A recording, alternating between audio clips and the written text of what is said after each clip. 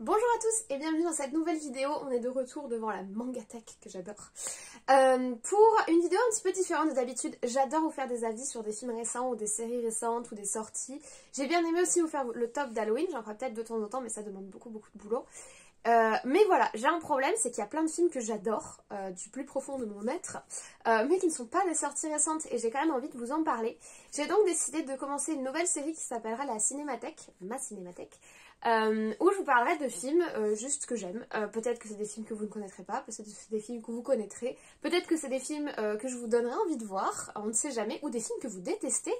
Dans tous les cas, j'aimerais bien qu'on échange sur ces films qui me tiennent à cœur, que j'aime énormément. Parfois ce sont des nanars complets, parfois ce sont de grandes œuvres reconnues dans le monde entier. Donc voilà, c'est aussi une manière, on va dire, pour moi, que vous appreniez un peu plus à connaître mes goûts et que j'apprenne un peu plus à connaître les vôtres. Et une autre façon d'échanger, quand j'échange sur des films récents, tout le monde ne les a pas forcément vus. Alors que là, ce sont des films qui ont déjà quelques années et que j'ai plus de chances de tomber sur des personnes qui ne les ont pas vus. Et j'ai donc plus de chances de pouvoir en débattre avec vous. C'est une introduction beaucoup trop longue, je vous ai même pas annoncé le film. Je vous laisse tout de suite avec le jingle et on se retrouve après.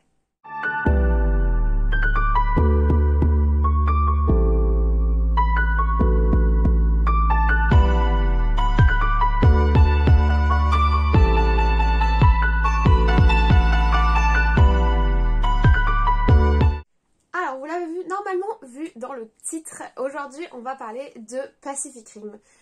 C'est un film que j'adore de tout mon cœur, que j'ai dû voir au moins une centaine de fois. C'est, alors que je classifierais dans la catégorie nanar, c'est-à-dire c'est un film qui se prend pas la tête, qui essaye pas d'être un grand film au sens...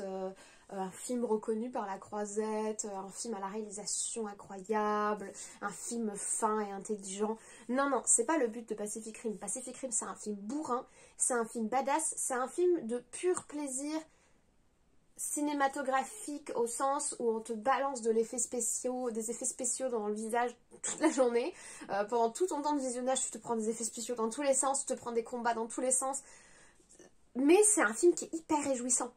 C'est un film qui est hyper jouissif à voir et que moi j'adore, qui me détend, que je connais par cœur en plus, j'adore les musiques, enfin on va en parler, mais je trouve que c'est un film détente, vraiment un petit moment sympa, tu sais pas à quoi regarder, t'as pas la tête à te plonger dans un nouvel univers, t'as pas la tête à regarder un truc intelligent, tout ça, t'as pas non plus envie de regarder la télé parce que c'est déprimant, bah tu te mets quoi? Tu te mets Pacific Rim. Ou même quand t'es malade, tu te prends un plaid, tu vois, t'as mal à la tête, t'es pas bien, tu te prends ton petit plaid, tu mets Pacific Rim, t'es emporté par la badassitude et tu t'endors à partir de la 20e minute. C'est pas grave, tu l'as déjà vu 15 fois. C'est ce genre de film qui fait chaud au cœur en fait. Moi, Pacific Rim, ça me fait ça. Donc, de quoi nous parle Pacific Rim? Alors attention, on est sur du gros scénario. Alors il faut savoir que moi, j'adore les kaiju. Voilà, c'est une passion que je partage avec les Japonais. Les gros monstres géants qui sortent des océans pour attaquer le monde, moi c'est ma passion. J'adore Godzilla, voilà, donc j'adore les kaiju. Et j'adore aussi les robots géants. Donc là je suis servie puisque l'histoire de Pacific Rim, c'est que pour combattre des monstres géants qui sortent de la mer par une faille spatio-temporelle, les hommes ont construit des robots gigantesques qui sont occupés par 2 pilotes parce que le robot est tellement grand qu'un seul cerveau ne suffit pas à le contrôler, il en faut 2. Donc ces robots gigantesques sont contrôlés par 2 pilotes et ils ont pour charge de garder les bords de mer et garder les océans et d'aller massacrer les monstres géants qui se pointeraient. Voilà le scénario de base et rien que là, j'adore. J'adore parce que c'est complètement over the top. C'est complètement trop, beaucoup trop. C'est déjà beaucoup trop, mais du coup c'est déjà génial parce que c'est déjà beaucoup trop. Déjà sur le principe, ils ont le scénario, ils ont dit monstre géant, robot géant, muraille géante, combat géant. Oh j'adore. C'est-à-dire qu'il y a des gens aussi fous que moi qui ont signé ce film et qui ont décidé de le tourner. Et rien que ça me parle en fait. Rien que ça me fait plaisir. De me dire qu'il y a des gens aussi malades que moi qui adorent voir des monstres géants absolument dégoûtants se battre contre des robots géants commandés par 2 pilotes parce que le robot il est trop puissant, tu vois, pour un seul être humain. Enfin, je trouve ça trop cool. Et là où tu vois que le film se prend pas du tout au sérieux, c'est dans les jeux d'acteurs. Je veux dire, que ce soit... Bon, le héros, lui, il se prend quand même un peu pas pour de la merde, mais c'est le héros, c'est normal. Il faut qu'il soit badass, il faut qu'il soit au-dessus. Il faut qu'il soit un peu, vous voyez, le mec mal aimé, mais dont ils ont besoin de lui tellement qu'il est fort. J'adore ce genre de personnage, d'une prétention sans nom, par ailleurs. Parce que, bah oui, il est fort. C'est lui le plus fort. Même s'il est nul, même si ils veulent plus de lui, bah, c'est lui le plus fort. Donc c'est lui qui est là. Donc j'adore. Et à côté, on a un scientifique complètement malade qui s'appelle Einstein, je crois. Non, qui a un nom. Darwin. Il s'appelle Darwin. Alors en fait, c'est Newton. Donné comme nom en scientifique qui étudie les monstres géants, Darwin. Déjà, rien que là, on est mal parti. Un autre qui est starbé au possible, qui est passionné par les monstres géants. Genre sa passion, c'est de voir, de découper leurs organes. Enfin, principe de base absolument génial. On a forcément des mafieux qui font du trafic d'organes de monstres, qui eux aussi sont ultra badass. Enfin, tout le monde là-dedans est complètement stéréotypé, complètement trop. En fait, tout ce film transpire le trop, mais c'est génial. Mais c'est génial parce que le tout matche bien. On a des musiques d'une intensité de fou. Au niveau des effets spéciaux, on t'en met, mais alors, plein la vue. Et en plus, c'est beau. Vraiment, c'est agréable à regarder. Plus les musiques ultra badass, il y a tout qui passe bien. Vraiment, et puis les combats sont vraiment sympas. C'est du gigantisme, mais les combats sont vraiment sympas. Après, là où on est sur un art de qualité, c'est quand même qu'on est sur un film qui est réalisé par Guillermo del Toro. J'en ai déjà parlé quand je vous ai parlé du Labyrinthe de Pan dans mon top d'Halloween. Guillermo del Toro, il fait quand même pas les choses à moitié. Je vous dis, c'est pas toujours égal, ses réalisations. Des fois, ça tombe un peu à plat. Des fois, ce sont des vrais succès. Mais c'est toujours original, c'est toujours différent et c'est toujours très intense comme film. Pas toujours dans le même style, hein. Le Labyrinthe de Pan, c'est plutôt un film poétique, on va dire. Pacific Rim, tu n'as pas moins poétique que Pacific Rim. Je veux dire, il n'y a aucune poésie dans ce truc. C'est juste génial, mais il n'y a aucune poésie. C'est taper gros monstres avec gros robots. Mais on adore. On adore. Hein, je dis ça de façon stéréotypée, on adore. Mais c'est rien, il n'y a rien de poétique, il n'y a rien de romantique là-dedans. Taper gros monstres, gros robots, c'est tout. Mais c'est jouissif parce que c'est un film super intense, super hardcore. Super violent, super... Enfin, pas violent dans le sens le sang, etc. Mais c'est vraiment ça. C'est-à-dire que c'est tellement trop que c'en est, t'as le sourire, quoi. Quand tu vois arriver le robot que tout le monde attendait pour gagner le combat, t'es content. T'as le sourire. Quand il défonce des monstres, t'es content. T'as le sourire. Il t'apporte vraiment... Moi, franchement, il m'apporte un truc hyper communicatif et hyper positif. Et je suis de bonne humeur quand j'ai vu ce film. Et vous voyez, quand j'en parle, quand j'y pense, quand je repense aux scènes, quand j'ai la musique dans la tête, je suis de bonne humeur. Ça me met dans un bon mood. Alors, c'est sûr, c'est pas un film pour les fans du genre romantico-poétique dramatique. Pas du tout. C'est vraiment un film... Oui, c'est bourrin. C'est vraiment bourrin. Mais c'est sympa. C'est bourrin, mais c'est sympa. Qu'est-ce qu'on peut rajouter d'autre sur le film? Est-ce qu'on a du suspense? J'irai peut-être pas jusque-là. Ce genre de film, on voit venir les actions à 800 km, mais c'est aussi ça qui est plaisant. C'est-à-dire que, comme je vous en ai parlé, je sais plus dans quel film je vous ai parlé du fait que finalement, c'est pas si grave quand les choses sont prévisibles. C'est certes dommage, on aime bien être surpris, on aime quand il y a le petit retournement de situation, mais c'est pas si grave quand on a ce qu'on attend qu'on doit avoir. Je sais pas si c'est clair cette phrase, je sais pas si c'est français. C'est dans Midnight Mass que je vous en ai parlé, pas toujours le même style, mais évidemment c'est une histoire qui est prévisible, tu vois venir le truc, mais t'es pas déçu. Donc est-ce que c'est si mal de voir venir le truc? Pas forcément. Moi dans Pacific Rim, j'ai vu venir ce qui allait se passer, les rebondissements à 800 km, mais est-ce que c'est mal? Pas forcément. Moi, personnellement, j'ai quand même passé un moment. Et je continue à passer un moment quand je revois le film en boucle. Maintenant, il va falloir parler du sujet qui fâche. La suite. Parce que quand un truc marche, et quand il y a un fandom qui se développe autour, et Pacific Rim a marché, il a eu son petit succès pour les gens comme moi, et ben on fait une suite. Ouais, on adore faire des suites. Non. Alors moi, Pacific Rim 2, bon, il y a de nouveaux robots, moi contente, moi et mes gros robots. Ça s'arrête là, quoi. Ah non, ah bah ils ont voulu mettre du scénario, il faut pas faire ça. Pourquoi ils ont voulu mettre du scénario?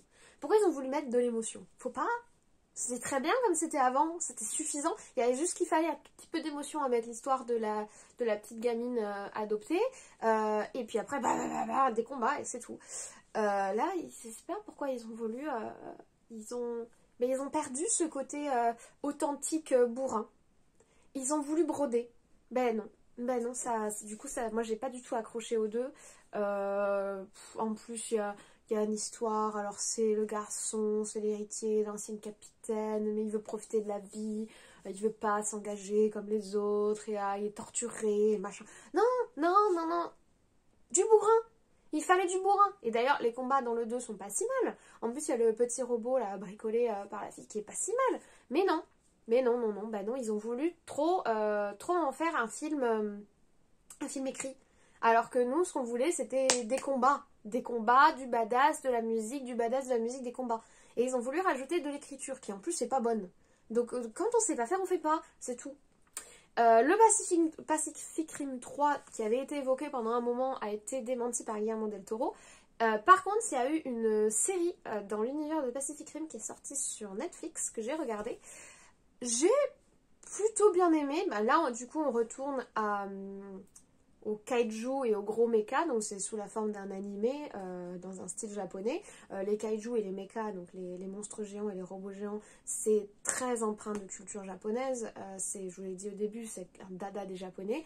L'animé est pas mal, après maintenant, bon, je l'ai trouvé, je suis contente. Honnêtement, j'étais contente, ça m'a fait un petit pincement dans mon cœur en mode c'est un univers que j'aime bien et je suis contente d'en savoir plus. Mais les deux personnages du frère et de la sœur m'ont grave saoulée, soyons honnêtes. Je trouvais qu'il manquait de... Pour le coup, il manquait de finesse. Ils étaient que dans le stéréotype et ça a manqué d'intérêt pour moi. Puis l'histoire, la base avec le robot abandonné, ça c'est le premier épisode, mais la base avec le robot abandonné entièrement fonctionnel. Enfin, j'ai trouvé beaucoup trop TGCM cet animé. Beaucoup trop ta gueule c'est magique, éteins ton cerveau, tu vas voir ça va aller. Alors je veux bien, on a déjà parlé de la crédulité, de l'engagement de crédulité qu'il y a entre le réalisateur et le viewer. Le réalisateur nous pond un scénar, il nous dit bah, au début du film Pacific Rim, on est envahi par des gros monstres, on a construit des gros robots pour se défendre, on est content parce que ça marche, mais on est toujours menacé par les gros méchants. Tu crois? Il y a des cœurs nucléaires, machin bidule, on sait pas trop comment ils marchent, c'est ce qui fait tourner les robots, tu crois? Il faut 2 mecs pour contrôler le robot parce que trop lourd pour le cerveau, ok, tu vois, il nous fait signer ça, bon, ok, les 2 cerveaux, j'accepte, je vais pas poser de questions, et ensuite, il faut que le reste se tienne par rapport à ça. On est dans un univers qui se tient, c'est-à-dire que si on part du principe que les kaijus géants existent, que les robots fonctionnent correctement avec leur cœur nucléaire et qu'il faut être 2 dedans, une fois que tu as accepté ces 3 conditions, le reste se tient. Le problème dans l'animé, c'est que justement, on entre dans un univers qui existe déjà, mais on nous pose des règles du jeu nouvelles. Ouais, alors il y a une base, elle a été abandonnée, mais dedans, alors finalement elle n'est pas abandonnée. Ah oui, bah eux ils peuvent pas conduire ça. Ah bah finalement si. Ah bah il y a des expériences. Ah bah finalement, enfin ça part un peu dans tous les sens. Sans respecter les lois qui régissent l'univers de Pacific Rim et les grands concepts qu'on a accepté de tolérer jusque-là. Donc, tout le temps en mode, voilà. Et ça, c'est un peu embêtant. Maintenant, les graphismes sont assez jolis. On retrouve des thématiques musicales qu'on connaît, même si elles ont été un peu modifiées. Et je trouve ça intéressant qu'ils aient proposé l'univers de Pacific Rim sous la forme d'un animé. On a puisé dans les origines japonaises pour ces thématiques. Et du coup, là, c'est comme s'ils revenaient un petit peu au bercail, en gros. Donc c'est sympa. Mais si on veut des animés de kaiju, il y en a des bien mieux. Il y en a des bien mieux. Si on veut des animés de méca géants qui combattent des monstres, il y en a des bien mieux que celui-ci. Je pense qu'ils devraient juste laisser la licence Pacific Rim tranquille. Voilà, c'est tout. Ils auraient dû s'en tenir au premier film, qui était très bien tout seul, et qui était très heureux dans sa vie, et qui faisait son petit bonhomme de chemin au pays des nanars. Et ils auraient pas dû insister, mais ça c'est toujours la même problématique. Hein. Quand quelque chose marche, on a envie d'en tirer le maximum de profit. Et généralement, pas dans le positif. Voilà, c'était mon avis sur un de mes films de ma cinémathèque. Pacific Rim, mon petit doudou de quand je suis malade pour me remonter le moral. N'hésitez pas à me donner votre avis sur le film, n'hésitez pas à me donner des conseils, n'hésitez pas à me dire ce que vous pensez de cette nouvelle catégorie de vidéos. N'hésitez pas à me dire s'il y a des films que vous aimeriez voir apparaître dans cette catégorie. Voilà, c'est une nouvelle proposition, j'espère que ça vous plaira. Moi, je prends toujours beaucoup de plaisir à vous parler cinéma et à débattre avec vous en commentaire. Et tout ce que je fais ici, c'est-à-dire que vraiment, je suis très heureuse d'avoir ouvert cette chaîne YouTube. Je suis très heureuse d'échanger avec vous. Je suis très heureuse de filmer ces vidéos. Et je vous dis à très vite. Tristan est au maximum de lui-même. Ça va, Cici?